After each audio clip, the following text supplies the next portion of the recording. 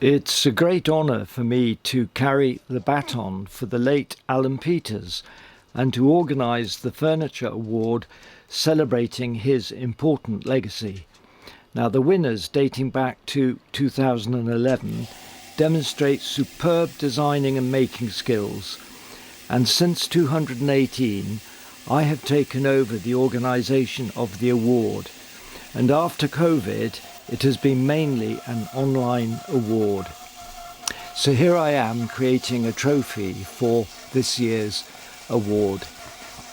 In order for the award, which is run on a zero budget, to survive, it has to adapt to changing circumstances. Originally, the prize was for 3 winners to exhibit alongside well-known names in the annual Cheltenham exhibitions, the largest furniture craft event in the country.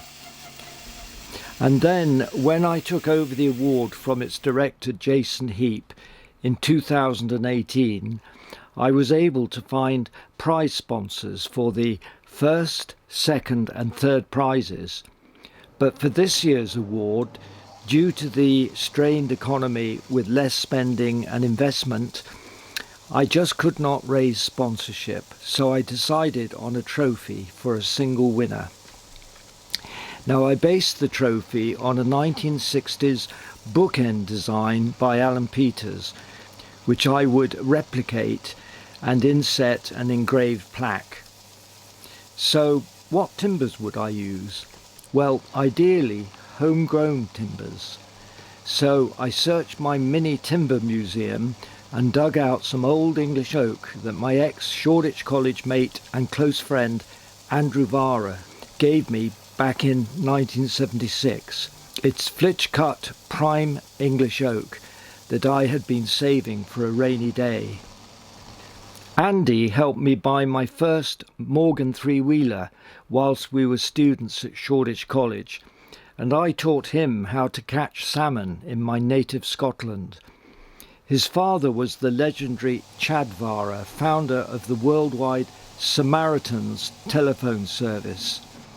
I used to be invited to Sunday afternoon tea at their London home and witnessed the quiet charisma of Chad Varah, who apparently spoke 9 languages. Andy had ace business skills, often lacking in designer makers in these early days. On his return from running a furniture factory in Zambia, I introduced him to the emerging world of the British furniture designer maker, and notably the Prescott Gallery, which for a short period showcased the most innovative work in the country. In that same year, 1979, on a Churchill scholarship trip that I won to Scandinavia and Italy, I had my Mini Cooper stolen in Sweden. Andrew offered to drive over to Denmark and pick me up. However, the Churchill Trust telegraphed me 500 quid to buy an old banger, so I was able to continue my trip, and my first port of call when I got back home was Andy's place in Warwickshire, where I showed him all the gifts that the major furniture factories had given me. Andy and I were invited to speak at an Irish event for furniture makers organised by Joseph Walsh. This short clip is a light-hearted response to a question and answer session as the microphone was handed from John Makepeace to Andy Varah and then to me. I remember the first 3 years when Jeremy and I were at the same college. I resented having to study all the techniques of the past. I just wanted to get on and make modern furniture. I can't tell you how stupid that thought was now with hindsight, because if you're going to break the rules, you better know what they are in the first place. And unless you can do it honestly and with integrity, don't do it just for innovation's sake. So without that depth of historical knowledge, I don't think anybody can really move forward.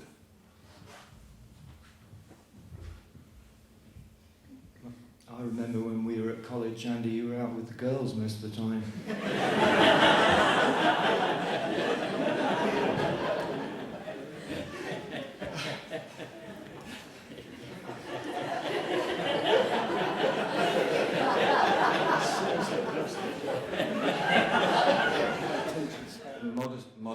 Besley for saying what Jeremy was doing.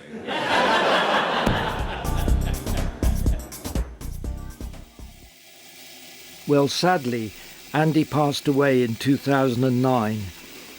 Now this leads me on to Alan Peters, who, alongside John Makepeace, was the acknowledged leader of the designer-maker revolution.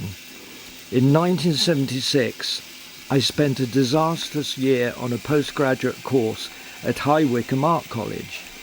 My ideas were torn to shreds by lecturers who probably had little commercial experience, and I withdrew to my tiny workshop, just turning up once a week to sign for my modest grant.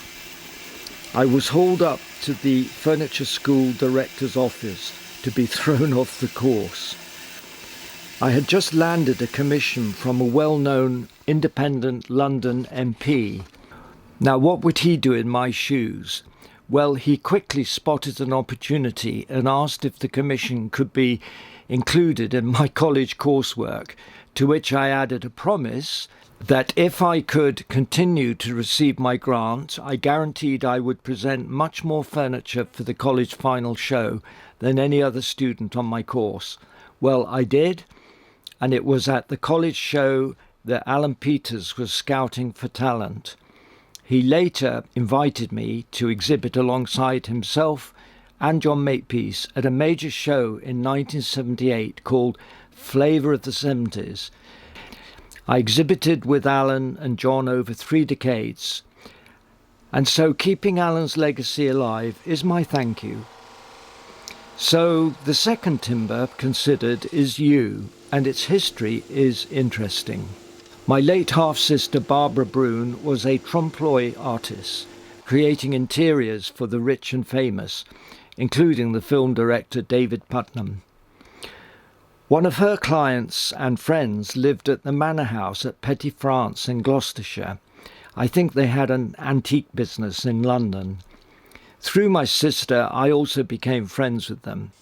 So I was offered some yew from a tree on their land. Now, the house was a retreat for a former Prime Minister in the 19th century. Yew is a beautiful fine-grained timber, but my experience is that it darkens under sunlight. So this is an experiment to use a modern lacquer that hopefully retains the lightness of the wood and reveals its fine figure. Now, Alan used contrasting woods, so I've dug out some black walnut that a woodworker friend, Bob Slade, gave me a few years ago. To add to this story, Military Bob, as we used to call him, used to be chauffeur to Prime Minister John Major. Bob also sadly passed away in this year. I've used this wood for the back of one of my guitars, contrasting with the plywood profile. This particular wood is from a 400-year-old tree grown at Syon Park, London. So I've decided to sandwich the 3 woods. Now, gluing up is tricky as the pieces tend to want to slip all over the place. The final stage is to lacquer the trophy using a matte, UV-resistant clear acrylic spray. In the next video, I will show you how I inset the engraved plaque using a router, and who knows, it might have your name on it. So if you are a UK resident citizen over 18 years old and have a passion and flair for woodworking and design, please waste no time and apply for the award, because the award deadline is at the end of July. Thanks for watching, and please do the subscribe thing.